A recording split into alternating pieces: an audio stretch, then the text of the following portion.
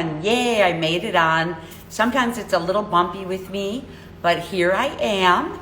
It's Thursday. This is Jewelry Talk. Susan Lenart here, and I talk everything about jewelry. Oh, nice seeing you. Okay, great. Hi, you guys. Nice seeing you this morning. I talk all about jewelry, technique. I talk, fashion. I talk history. I talk symbolism. I talk the whole spirituality and ethnographic and just different styles of jewelry. So I really come from an approach of just, hi, nice to see you, good morning. Of just really talking about holistically. I've been in jewelry for, oh my gosh, almost, 30 years, maybe more, who knows? I'm trying to figure out exact dates. But, there's always something new and something fresh. So for me, being in this field of adornment and jewelry for so long, I always find different areas that could be of interest to me and to you. Because if I don't have passion, I'm not going to be able to give you passion when I'm teaching you, or, when I'm talking, or when I'm building jewelry. Passion is everything behind our work as jewelers. And welcome, all these jewelers. Oh, and there's Christina here. Nice to see you, Christina. Thank you, Nancy. Oh my gosh, I am really happy. I tell you what, I have had family in, one of my parents had surgery and all this stuff going on, right? When life just happens and you're just busy and you're running to catch up. And I'd get in my studio. It's since Tucson.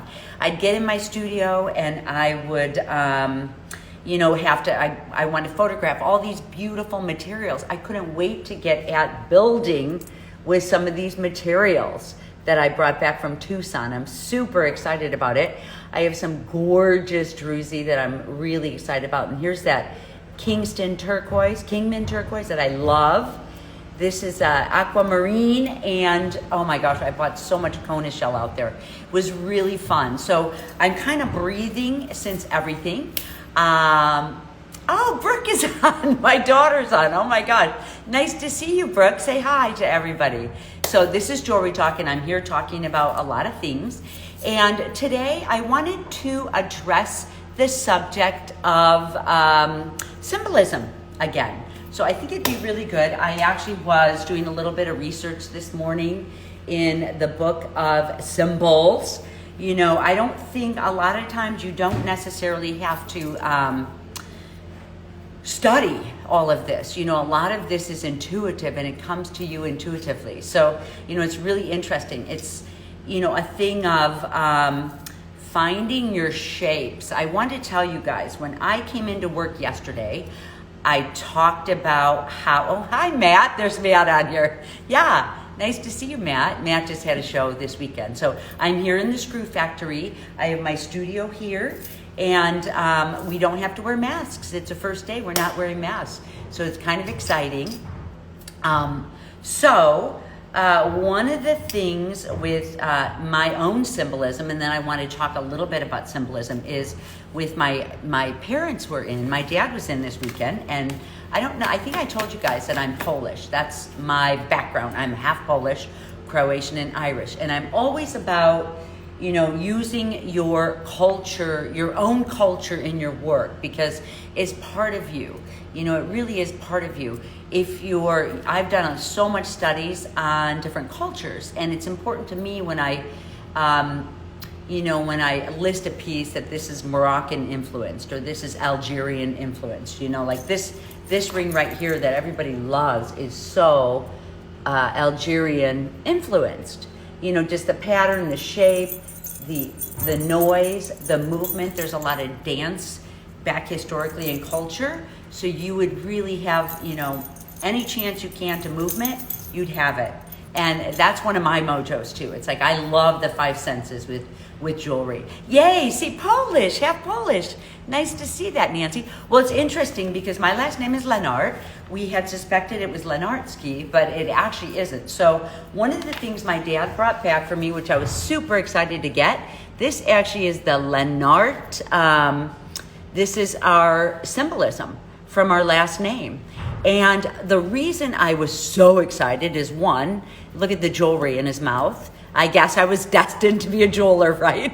And this is from an area, the Lenart. I found my people. We lived so close to Russia, the Lenart people. But look at this symbol right here. We know this is the horseshoe, and I guess we didn't believe that you lose your good luck if it's hung upside down. But check out this symbol right here, and check out this symbol right here. Look at how I'm using this symbol in my work. So it was really, really fun to see. Yeah, my family crest, exactly. So, it's like I have always been drawn. It's not like I'm, for me, it's like I'm not necessarily super religious. I am very spiritual. I come from that place. To me, this is the yoga breath. It's an inhale and it's an exhale. When I do my yoga in the morning, you can see all my symbolism is in that way. So interesting. Now I know why that I use a lot of this. Oh, this is Algerian influence. Look at the noise that I get from here. So, in thinking about symbolism. Okay, so I came into work yesterday. I wanted to tell this story. I came into work yesterday and I was like, oh my gosh, I'm going to build something so different. I felt such a change happen in my life. And I was like, I am kind of want to get past these circles and things like that. Under the World War, under the word warrior. So yes, with your word warrior. So, in thinking about your words, I love that you came up with your words. In talking about words and finding your specific words, you also can find your specific symbolism. So when I came into work yesterday, I thought, oh my gosh, I want to build something outrageous, right? But I came in and I just kind of put one foot in front of the other and I kind of stumbled around and, time went past and I was like, all right, I got nothing, when you have nothing. So I thought, I am just going to, upside horseshoe is good too. That's nice to hear, Nancy, because if we're Polish, hey, the upside is supposed to contain your luck, and then upside down in some cultures. It's so interesting with symbolism. It's like at the core of symbolism, when you are thinking about that, in all cultures, all ancient cultures and all cultures, we couldn't get on the internet and just research things. So your patterns and your symbolism had to come from your environment of what was all around you. It was easier to know your symbolism way back in time. It was easier because you didn't have to undo from looking at everyone else's work and being inspired and wanting other things in your life. So it was easier back in time. Like this actually was, one of the things I collected early on was just in Thailand. When I went to Thailand early on, was some of these came right off of clothing. You can see on the back, but the symbolism on here really has to do with trees and their environment around there and the geometrics and the balance and all of that type of stuff there. We now, we have such a complex world that we literally sometimes have to undo and kind of sit in a space of not researching so much, so to find our own symbolism. So it's interesting. Clearing and coming into my studio space always helps me so much with that. Oh, the Sicilian culture. Horns in the Sicilian culture. My children are Sicilian, and it's so true. So, it's so interesting if you can research into your culture. You really have all of this embedded. It actually is called the, it's connected to our DNA. It's all of this, it's this, oh my gosh, I'll think of the word before I'm done, but it's this secondary DNA that's attached, it's a hereditary DNA that's attached to our DNA, the scientists are finding, and it has to do with a lot of our background, the way our ancestors lived, the way our people lived, and a lot of our symbolism come from that too. It's like, for many times also I found when people, I had a few people that I loved that died in my life, and I carried around hearts with me wherever I went. It's like I could not, Sicilian, yay, I love those Sicilians. Oh my gosh, I was married to the only son of an Italian mother. It was got a little bumpy sometimes, but oh my gosh, really, I'm so, happy with my kids, and they're really drawn to their Sicilian side. Was always drawn to this Croatian side of me because I'm pretty dark skinned. So, for me, it was such a curiosity to find out.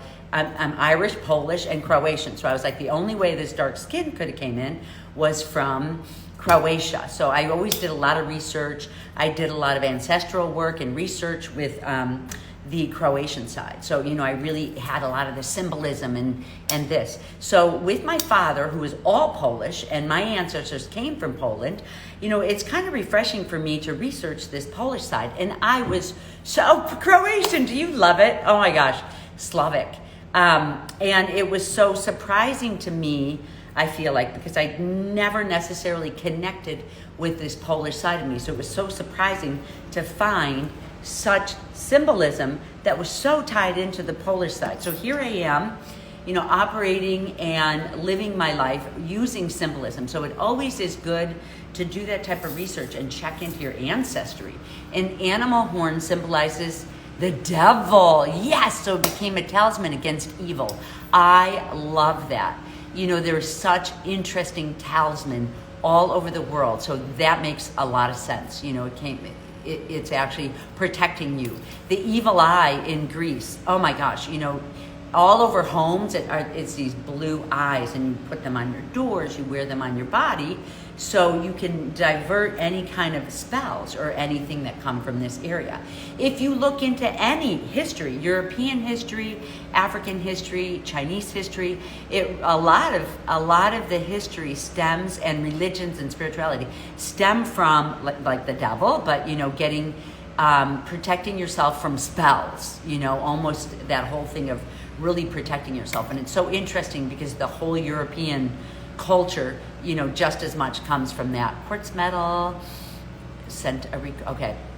So, so all of this really is so pertinent in your work. So as jewelers, it really is kind of fun and really exciting just to do that research into your past and take a look at what is, what's around and what's happening. I want to tell you guys that I had suddenly a shift that I didn't expect into triangles. Oh my gosh. Check out these triangles. Check out still the outstretched. I'm finding, which to me, when I do, I still have my circles. When I came in yesterday, this is the ring I built yesterday, and I wanted to build something spectacular. I was like, oh my gosh, I'm going to build something spectacular and different today. Well, I couldn't. I really wasn't there yet. But when I got into this piece and started building, I found it's the little things in life. So I found little small things in life, like look at this with the beaded wire around the top. And I decided to set this stone. This is actually just a really heavy pattern bezel wire from Rio. And I actually wanted to put some of the beaded down to the bottom, and I realized I wasn't going to be able to pull it over this patterning. So I decided to just snuggle it in and set it on the top. And then, since I had a hole in my piece, it was really fun just thinking of that you can see straight through that hole, if you guys can see.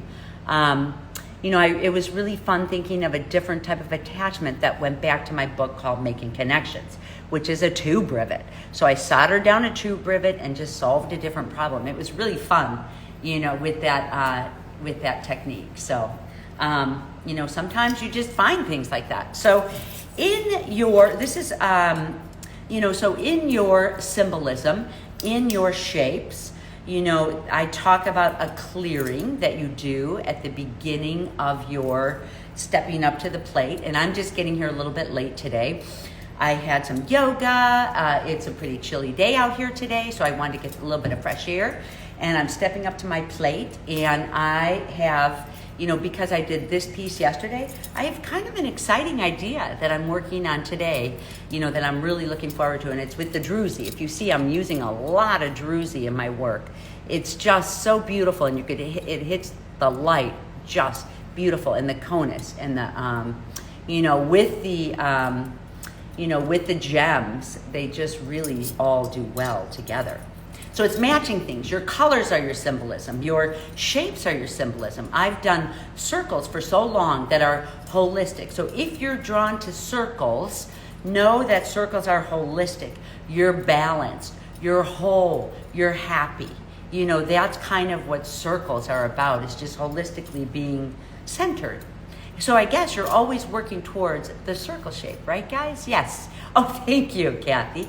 So I find myself back into a stage of movement. It's like I've been holistic in circle. I'm about to do a lot of movement, and so I find it so interesting that I'm drawn to build triangles.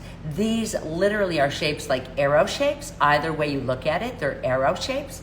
And they're meant for movement, they're meant for direction, they're meant for, you know, I guess if they were meant to be worn like this, they would be a pyramid, which is more of like a balance. If a triangle is upside down, it's more of like a pyramid shape. You have action, you have thoughts going on in this type of shape, but it's upside down. To me, it's upside down. It has to be an arrow, you know, pointing down. So the arrow shape always really is about movement. If you think of like a sword or an arrow, you know, it really is this quick movement through the air. So I'm feeling myself getting ready to move in this position. And this really is what symbolism is all about. So when you look at your jewelry, when I look at your jewelry, on my course, Intentional Metalsmithing, I always, when I have a, you know, I can always see who you are or where you're at in life and maybe how I can help you out just a little step further, you know. Well, my course, Intentional Metalsmithing, it is an online course, and I love getting on there and seeing all of your work. I love seeing where people are at and kind of what choices people make. You know, it's like I love the circle shape. It's so beautiful to see. And just within the circle shape, there are so many different types of circle. There's the perfect circle. What type of symbolism is that, you know? So the perfect circle is just really about, you know, kind of being safe inside of your space. You know, when you get into some of these kind of wonky circles like these are 3 circles here, 4, 5 circles here. This whole piece is made of circles, but one of them is a perfect circle. 2 of them are a perfect circle, just on the outside, you know, so just your shapes of circles. Now, who's going to be drawn to your work are people who need these shapes in their life. In fact, here is an upright horseshoe, kind of, right, guys? There's the upright horseshoe that holds luck. It's a container. This one is a prayer box. So that's, oh, thank you. Good morning there. Nice to see you, Kendra. So, you know, I missed you guys last week. I wasn't here last week. I just kind of had a little transitional phase. It's always good to give yourself this transitional phase. You know, I had so much family in.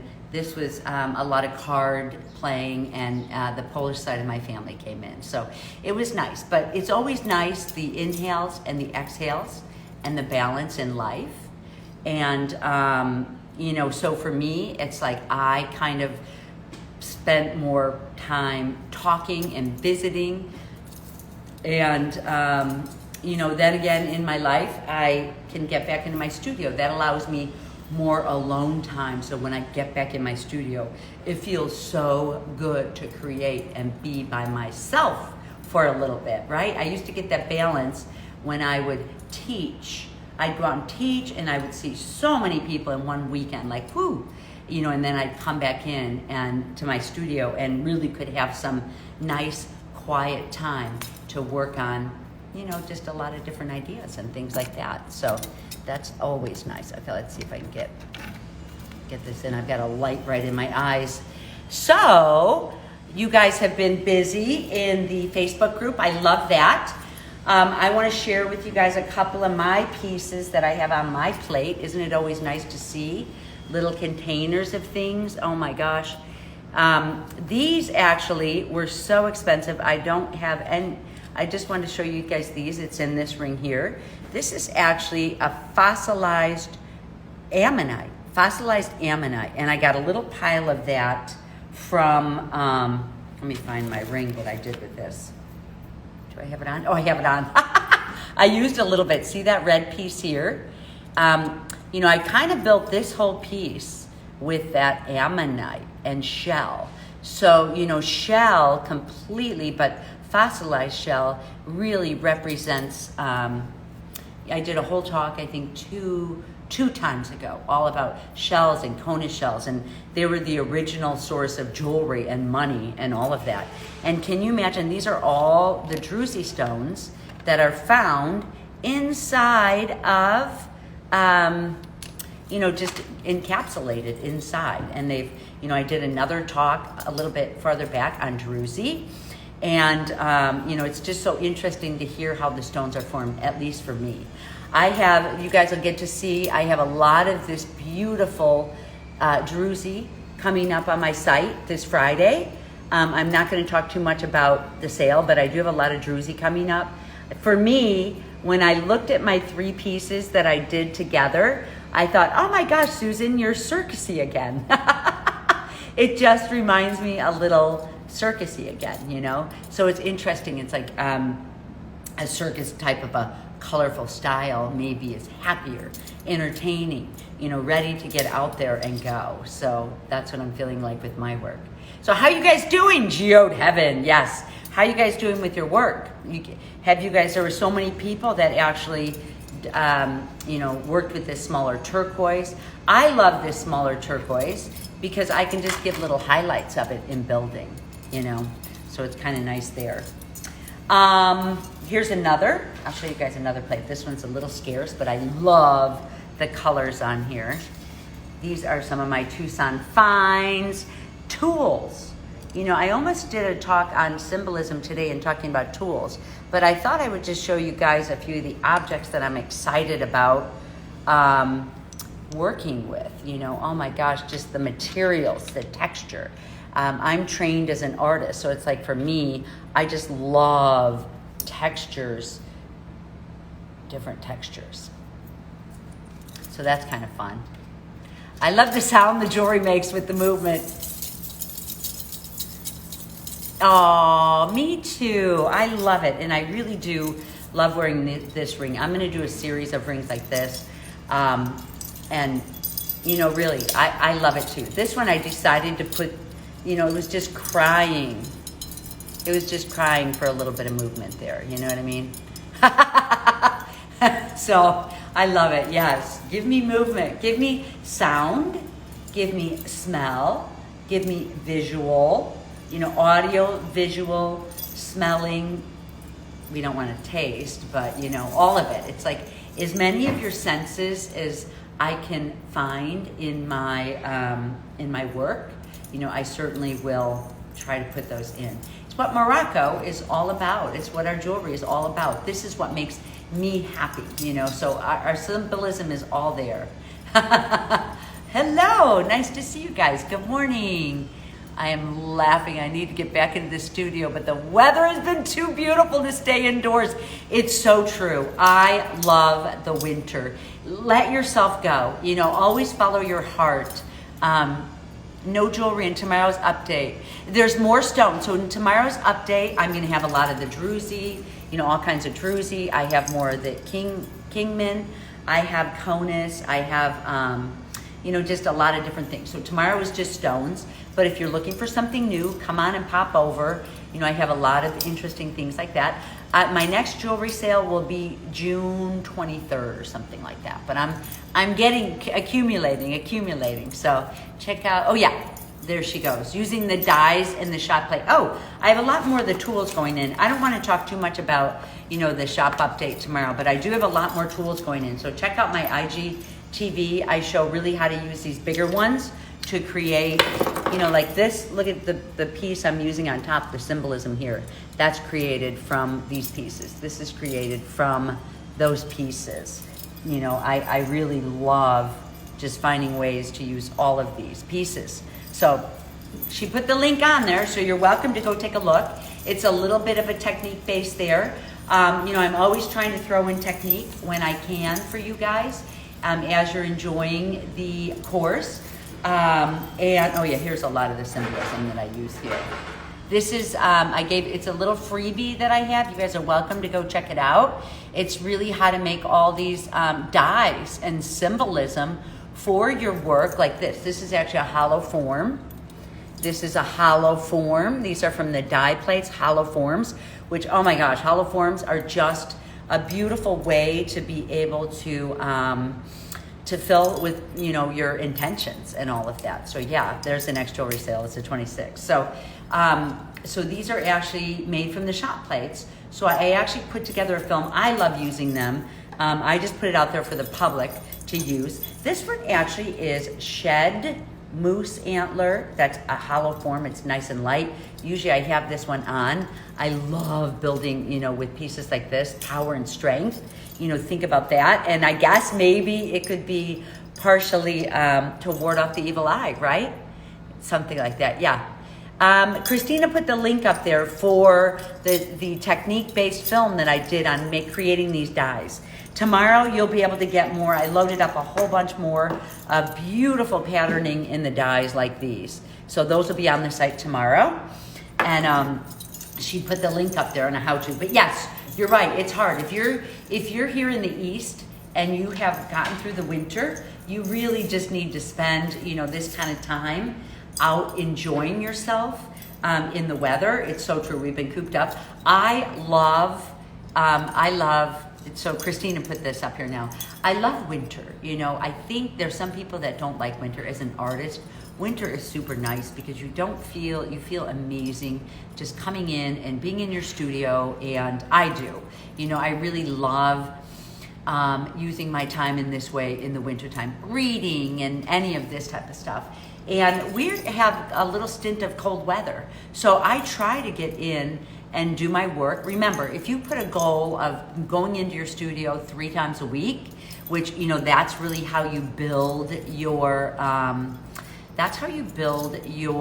your skills. That's how you build your, you know, all of what you're doing, your sales and all of this. So if you can get into your studio 3 times a week and build at your studio table, you're gonna be, you know, in really good shape as far as a silversmith, you know.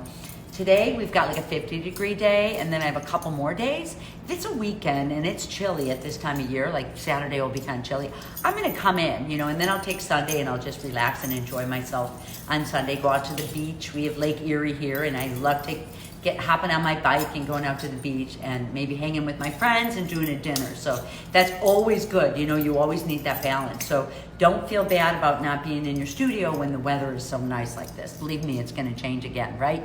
I think Christina's on the other end of things, and she is in the hot weather now. So I like being in here. When I start getting into August, I'm ready to be back in my studio full time, working, getting a lot of work done in August. You know, you kind of, by the time you get to August and September, you're like, give me back this routine in my life again, right?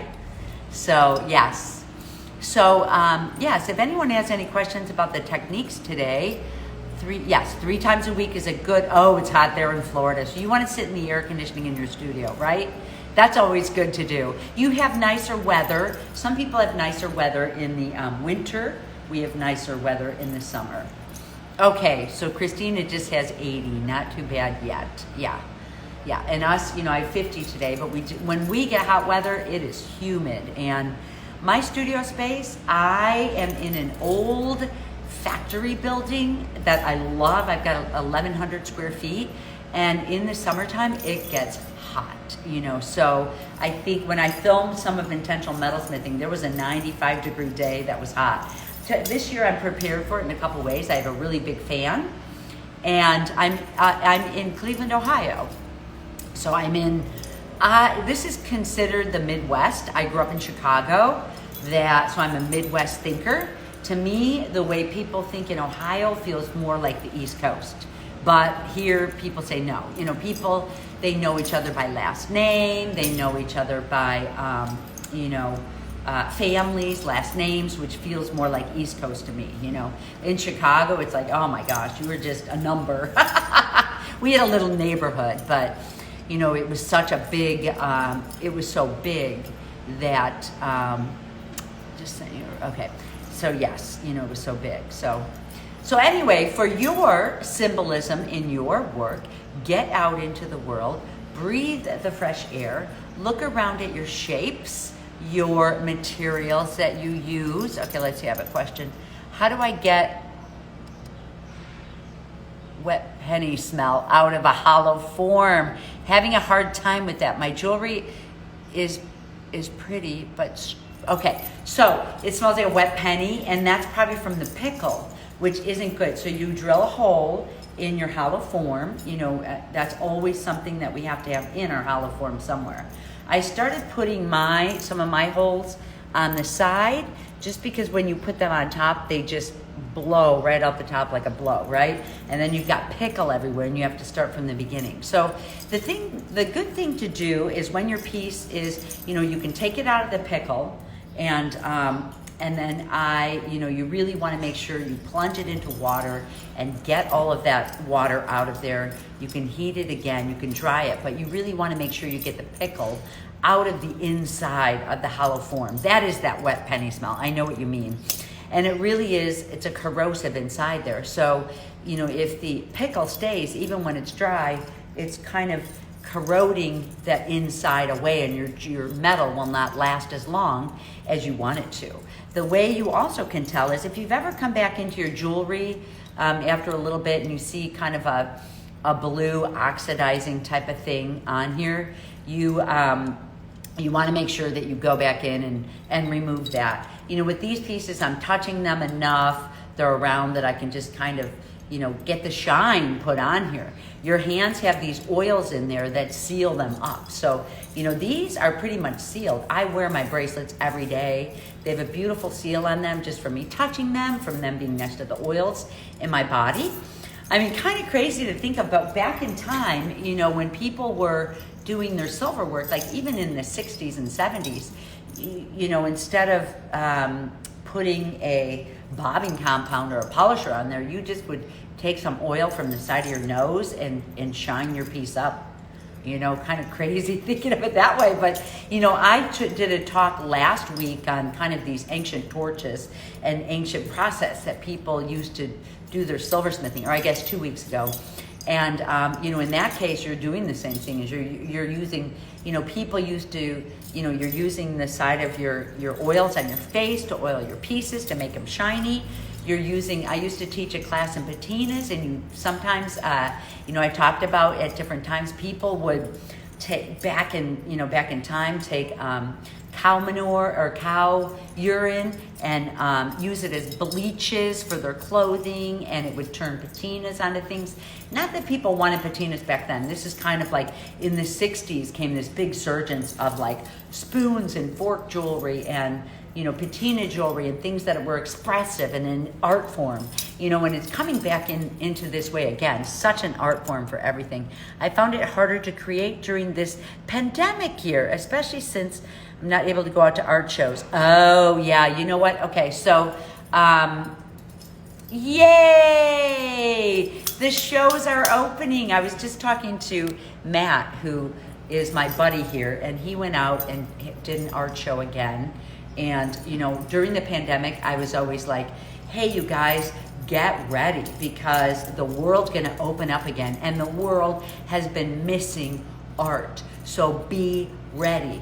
I promise you, if you have been in your studio during the pandemic, but if you're like me, it's like if there's pieces that, if I have an accumulation of too much, which believe me, you're going to, the more you have, the more photography you could do, the more photo shoots you could do, the more, you know, it's nice to have that abundance. You feel abundance. Yay! Yes, so you had your first sale in over a year, and believe me, you guys, the world is opening up again. How did I keep positive and work through the pandemic? So I showed up here. That's when I started Jewelry Talk. So I started Jewelry Talk like a year and a half ago. Prior to that, I sold my company, Ice Resin. I found I was stumbling around. You know, for me, I was like, okay, is it noon yet? Can I have a glass of wine? You know, it's like I was a little bit lost. So I just kind of really, and I sold everything. My kids went off to college, and I found myself in this new position where I was fumbling. So, you know, I moved out into the city, And I really started this yoga program, and I went to Indonesia, and we did like a whole fire ceremony and water ceremony and doing all this clearing. So I talk a lot about this with my intentional metalsmithing students on how to clear during the pandemic. I found that a lot of my students had all this fear with the pandemic because it's changed. And I was like, oh my gosh, I'm already clear from all that because I just had done so much work. My fear was like after changing your life. Anytime your life changes dramatically, you have fear. I'm watching one of my friends go through that now because her kids are moving, she's shedding. Your body can't help to be alerted with fear. At the beginning of the pandemic, we didn't know if we were going to be alive the next day. So, I felt in a better place because I had already done all this clearing. So I was like, you know what? I'm a non-essential. I'm just going to show up and be like a cheerleader for everybody. And, that's what I try to do is motivate people, inspire people. So, in thinking about life, one of the things that I know that I do well is inspire people. Really make you think about your work, make you know the importance of your work. As artists, non-essential. There's the word non-essential. And it's like I made sure that I wanted to show up to let the non-essential people know that we are essential. So here we've been in a pandemic. I have been able to clear, do my yoga, come in and show up and do my work and hopefully inspire other people too. Now, as the world's opening, we need artwork. We need things. We need objects to inspire people. We need, I can tell you that from when I was in my 20s, does this make me feel wonderful and powerful to wear? Hell yeah. I love wearing these rings. This one in particular because it's moving and shaking. This one is pretty and beautiful, and this one too. But this one for me right now, these are symbols. And when your customers come up to your table and buy from you, so when your customers come up and buy from you, you can see people so excited. Everybody's shaking off the dust. We've become new people from this pandemic. It was a little like cocoon. We stayed with our people. We don't have to wear a mask here anymore. We're coming out maybe a little shakier, a little fresh, a little new, but we're coming back out into the world again. And so are your customers. I want to say your customers because you will always have people that connect with you. So what I teach is authenticity in your work. I'm talking about symbolism today because it's really important to create with the symbols that you need to create with. I talked about yesterday that I want to come in and be like, woo, I'm going to do something really cool, really different. And I did this piece, which is so typical of me, but it's typical of me. It's me. I built what was true to myself. I didn't, maybe I wanted something spectacular, but I did do something spectacular. Somebody will love this ring and need this ring, and you're going to find your customers are the same. You're going to have your people attracted to you. I was so happy to be out without masks on. Me too. People were so kind and spending a lot of money. Just a shot in the arm, and that everybody needs. So that's the thing is that people are happy. People are spending money. They're actually finding. I just read the not the Wall Street Journal, but I read the New York Times. I grew up in Chicago, so I love big city news, and I don't even know what's going on in Cleveland, but I know what's going on in the world. But it's like.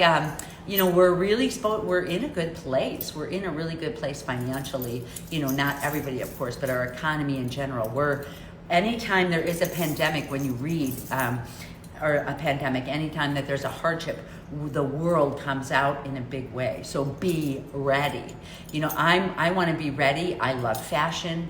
I love adornment. I love jewelry. I'm being ready in my way, so it's like just if you didn't prepare yourself during the pandemic, you did subconsciously in so many ways. So just get into your studio and know what goals you have in life. Some people just want to kind of wake up and build what they want to build, and you not even have to hunt people down for that. You'll find your people attracted to your work. The world is opening up again. People are happy. They have money to spend. They're so excited to see things that they can relate to. Like I told you, I'm always drawn to this shape here, and then I find it's in my Lenart Crest. if I see this in somebody's work, oh my gosh, I love it, I would buy it. It's like attracts like, so we're attracted to different work in different ways. So people are asking about intentional metalsmithing. So I want to tell you guys, I'm opening up the Christine and I. This is Christina here, who's my right-hand man. Love her. She really helped me to put this she did so much of the background on putting the course together. I'm super excited for new people coming in to intentional metalsmithing. We have a Facebook group in there. Once you take any of the courses, one or the full course, once you take one course, you can just keep adding how you want to. You always get the original course is free, and it's called Alchemy of Soldering, and it's free. So you will always have that course for free forever inside. Once you're into Kajabi. And, as long as I have the course up and running, you can always come back and go over things, even if it's a year from now, 2 years from now. How did I help positive and work through? Okay, that's right. That's the one I answered already. Sorry, guys. Yeah, so every time I watch a live, I get inspired. I'm so glad, because really, you guys, our work is important. Our work is important in the world, and don't think it's not. At first it was like, holy crap, I'm a non-essential during the pandemic. But our world, we are here to follow our true self, and we're really putting inspiration out into the world with our artwork, with our jewelry. Music and music and visuals and all of this is so important. Our world would be flat without it. Our world would be so flat. These are little pieces of working art that I can hear, when I'm walking. I can hear, I can see, I can, I put my essential oils on, I can smell. I love so many things about wearing my pieces day to day, and it really is important. And so your objects that you use are important. I get on and I talk about crystals and shells and different turquoise and the mines, and hopefully give like a little light education. As I did a talk on when I showed the turquoise. I studied all this turquoise when I was out in Tucson. So for me, I like bringing back information about the different mines and how really turquoise is priced and how it's valuable. When you talk to your customers, some people like to hear that, and some people just want to be like, oh my God, that piece is gorgeous, I'm buying it. It's so interesting. And then some people just love hearing all the history. Oh, absolutely. Yes, right. Yes. I just really enjoyed being here so much. Yes. So for me, this is part of what I do. I've been doing jewelry for so long. When I was in my 20s, I traveled, I studied, I helped create the Greater Chicago Bead Society. I did ethnographic repair with jewelry. I studied like knives and weapons and more like useful things way back in time, because everything was useful. Oh, thank you. I'm so glad to hear that. My words and attitude that inspire you guys, and you need to be inspired. So it's like, I've been doing this for so long. It was fun to go back and research all of this stuff I did in my 20s and bring it back out and talk about it again. All the history that I've done. I actually hooked up with this historical jewelry group, which they put this post on there too. So it's really just interesting to get out there. And yes, you are an essential. You absolutely are an essential.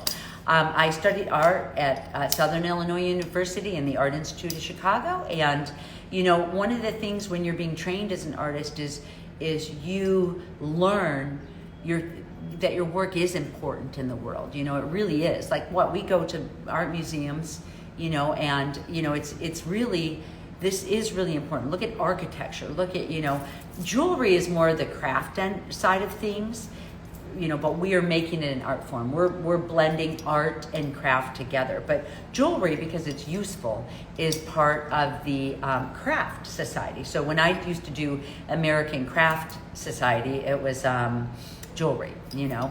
So fashion was a tough one because fashion, everybody was in their house. I can tell you fashion was just about dead. Hollywood was dead. But after now that we all can come back out again, watch out. It's going to boom. I'm telling you. Everyone is looking to express themselves. You know, we're all tired of our clothes. We're shaking things off. One of the things I learned is that I don't travel and teach like I used to. I had a whole get-up. I had all my clothes in there. They were kind of like layers of t-shirts and fancy. You know, I did a lot of, when I reduced, everything was reduced to a t-shirt. They're messy, they're a little bit dirty because I didn't want to wear my best stuff into the class, you know, but maybe this part of it would be expensive and this part was a t-shirt, you know, so I had the whole wardrobe there, and I'm really not teaching as much. I'm not going to travel and teach. In fact, I just actually turned down Tucson. I'm not going to be teaching in Tucson this year. I'm just not quite ready to get out there. I'm loving getting on here and talking. Oh yes, can you imagine getting through 2020 without art? It's like the art groups grew. Oh, my hair looks amazing too. Thank you. I'm curling it today because I have a little event later on today that I have. Yes, see, it's like that's how important that's how important your artwork is. The craft industry boomed during COVID. It boomed. So, you know, you really have to have a way to express yourself, whether it's dressing, whether it's all these different ways. And believe me, most people feel the same. And these are your customers who need to, you know, there's some people that just, they don't want to build it. They just want to buy a piece and feel it and feel feel the movement, feel the serenity, feel the holisticness that your pieces offer. And people, you know, I thank everybody who buys a piece from me. Thank you so much. You know, I make sure they're charged, and when I'm working on them, it is, if you believe in Talisman, when you're in, you know, I always talk about clearing before you go into your studio, because your energy, you know, I've done a lot of studies on building Talisman, like you're in ancient Europe, you know, the way people built a talisman. In fact, I did that big pencil piece that I have on my website. I did the big pencil piece that was called an energy talisman. I used to teach the Montessori class for the Montessori kids, and I'd walk in, and the third and sixth graders, the third graders and kindergartners, they'd have their tongue sticking out, and they would sharpen their pencil down to a nub, and they were focused, you know, so focused on their writing and all of this. And, you know, I can see their intensity, and I was like, oh my gosh, these kids don't realize it, but they're putting energy into this pencil in the way that Europeans talk about creating a talisman. So, you know, I was like, these pencils are charged with like this youthful energy, you know, that could be amazing all combined together. So I asked all these kids to save the pencils. I put my own writing to kind of pull everything together as a group. There's typewritten, it's applied with like a matte medium onto the side, and I did caps for all of those. And when you wear this piece, you vibrate. It's incredible, this energy talisman piece. So you learned jewelry in high school. You've made some, I believe jewelry in some of the first forms of creating mankind made. Yes, talisman for protection, absolutely. So I think one of my jewelry talks that's on YouTube was about the original pieces that were used. They literally were shells, which is why I love shells so much. Shells, stone, like just raw stone, bone, you know, even carved in. One of the times that I showed, it was one of the first pieces, like back from 400 BC, I think, that had scratches into a shell, into a conus shell, where, you know, there is some work, like, oh my gosh, look at this piece that I'm going to be working with. I have some of these going up on the site too, but, you know, this has all these different scratches. Well, this was one of the original pieces made, like the first piece that they could find was like 400 BC, and it literally had some scratch marks, intentional scratch marks in there. So they knew it was worn as adornment, and probably, you know, because somebody is wearing these, it becomes currency, it becomes money. There isn't money. Love shells and shark's teeth. Oh my gosh, yes. And I actually love the Oh yeah, I have one on. I have a couple of them here. Look at this gorgeous, this is ancient excavated walrus teeth that I know some of you guys have. Oh, this one has a little crack in it. Isn't it amazing to find some of these really unusual type pieces? That crack in here completely changes the look of this whole piece. So it's interesting, you know, on one little mark or one little, you know, this hole in the center of this piece here changes everything about this look. So it's kind of cool. Shells. Oh, thank you. Yes, I know. And that is, I am going to be having some more of those. People are always asking me for those over and over.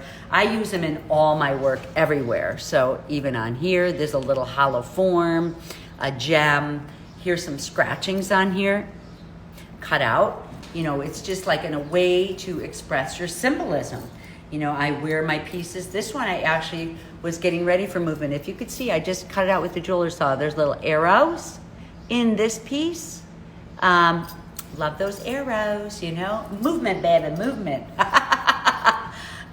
Yo, thank you. Well, yeah, I've got big rings, you know. I've got some of these coming when I have my jewelry sale. So I'm really putting together a whole body of work that makes me feel good and with color, shapes, form that I love. And if you are attracted to them and if they bring you happiness, then you're my customers. Get it?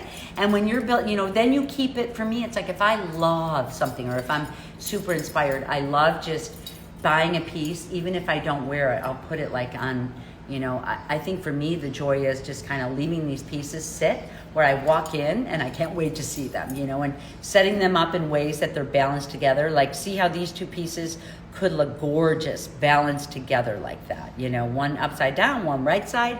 And it's like, for me, it's just little miniature pieces of art. I build frames for my work. I build, you know, displays. Actually, Matt builds me some displays out of steel and wood. But, you know, honor your jewelry. They're pieces of art. You know, when we're not wearing them, it's always wonderful. When I wake up in the morning, I look for my jewelry. First thing, is that crazy? I mean, I talk jewelry. I love jewelry. I love adornment. And when I wake up in the morning, you know, I hate when my earrings, you know, these are my pair that I wear. Thank you so much for people who came in and love these earrings too. Look at, there's my shape again. There's that little Polish shape. These are so light, I forget I even have these on. I wear these everywhere all summer. And when my hair is up, I wear them, you know. It's why I started wearing smaller necklaces, because I used to wear really big necklaces. But with these, I just love my earrings. I had ear cuffs on there last time. You know, it's kind of a nice balance of, you don't want jewelry to take away from each other, you know what I mean? So yeah, I always have these on. My customers love seeing my new pieces, and I've started making sense taking intentional metalsmithing. Yay! It's hard to part with some of those. Oh my gosh, you're awesome too. You know what? There's sometimes people tell me that they have a gem or a stone that they love. For me, I think I can't wait to get it onto a piece. And I think like really this piece I was attached to, I couldn't let it go for the longest time. And now I'm ready, you know, so it's like, just hold on to your pieces until you're ready, because, oh, good. I'm so glad to hear that. Yay, you're wearing your earrings. Yes. So, you know, it's like if the earrings inspire you and you want to build them, that's you. You build them. I'd actually love to even build some even longer, you know. So, in different shapes. It's like just all these gems lined up together can't be more beautiful to me, you know. And then these I can see on my hands. So, you know, keep your piece until you're ready to let go. You're gonna know. I did big pieces way back when I was in my 20s when I did American Craft Council. And I used to let people switch their pieces out. Wasn't that interesting? Because to me, they were expensive. They were like $600 or $700. And that was in the early 90s. So, you know, I had some pieces that came all the way down to your knees. I know. Now I'm just like, what? I sold them so cheap. But, you know, I was in my 20s. I couldn't imagine selling them for more at that time. You know, I was happy. I was fine. So, for me, it's like I would let people switch them out because I never minded getting one of my old pieces back, plus maybe my prices went up a little bit. And, because you need a piece for a certain amount of time. And if you don't need, some pieces I have forever. It's interesting. Look around your house. It's so interesting to think about. I have one piece that I've kept with me forever, besides my grandmother's wedding dress and besides my grandmother, besides family heirlooms. But I actually have, it's this chest. For some reason, this chest, it's rounded on top. I have carried it with me from moved to California, moved to Oregon, moved to Chicago, moved to Cleveland, and I've had it with me all these years, and I love it. It's like still, when I see this chest, I just put firewood in there for my fireplace, but it's this kind of rounded chest. It's not a big one. It sits on the ground. It has this unusual pink color to it that I love, and it has repoussé.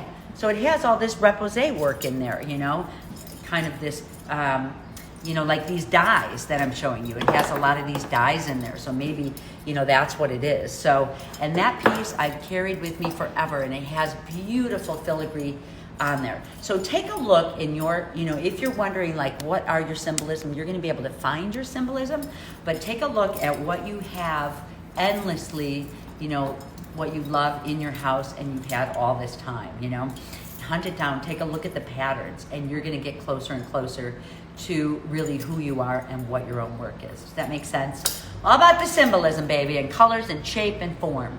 So, we are coming up on the hour, but this Friday, I'm going to have a lot more of these shot plates. I'll fill you guys in on my store now. I'm going to have a lot more of the shot plates in there. Watch the video. It's on IGTV, or you can go to my YouTube station, and Christine has that.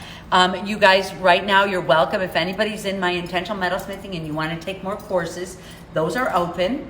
I have beautiful gems in there. I've got gorgeous druzy, druzy like these, druzy like these, big and small druzy that are, this one actually, these like this, they're not as expensive. These are more fine and polished, especially, I gave a whole talk on druzy if you want to hear about it, but these little black druzy, I'll show you guys. Hang on a second. These are some of the small, I kept some out for myself.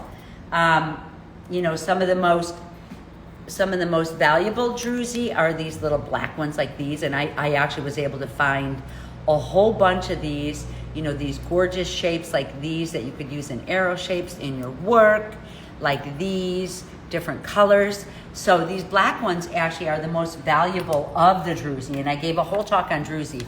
If you're thinking about using more druzy, nature and textures, absolutely.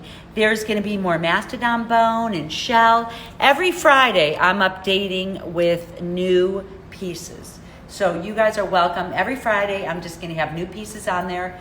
I'll have the walrus teeth on there soon. I have you know what I do have? I have a bunch of blanks. This is the naturally shed, humanely shed moose antler, like slices of it from Alaska. So these I'm going to have, I think I have like 3 or 4 of these on there. They're like $135, but oh my gosh, they're so beautiful and so useful. And this is the size of all of them. They're all the same size. So, they really fit well. Like I would say a medium, So when you're working with your hands, you have big hands. I have big hands. I'm meant to work with my hands, right? So I hope I see you guys Friday. Thank you guys so much again. It's so wonderful to be here and to talk about my stuff and to see how you guys are doing and to see the pieces that you guys share on the intentional metalsmithing. If you want to know anything more about the course, we're going to be starting, we're starting and opening up the whole course again. So these are on Friday at 9 a.m. Pacific is when the store opens. And we're working on a way, you guys, please know. Oh, there's Joni. I'm working on a way for the store. The whole store has been, Jewels of the Nomad, it's been a working experience. We're trying to get the cart so you guys can hold it for 15 minutes. If I don't have it by this sale, it'll certainly be there by the next. We're almost there. Where you can hold your cart open. No one can get at your pieces for 15 minutes. So we're working on all of this every day. Oh, you just can pop on to, you can get there from my Instagram. So if you go in my, if you go in my profile, you will see Jewels of the Nomad. Pop onto my site, or you can go onto Susan Lenart Jewelry, on the website, Susan Lenart Casimir. Pop into my shop. It's my store. So it's connected to Instagram here, and it's Shopify. So, it's always that. So, and there's questions. If you have any questions, there she goes, jewelsofthenomad.com, 9 a.m. Pacific. And if you have any questions, email me. And I look forward to, again, seeing everybody's pieces on our Facebook, Intentional Metalsmithing. And thank you guys so much. Enjoy building and love your own symbolism. All right. Mwah.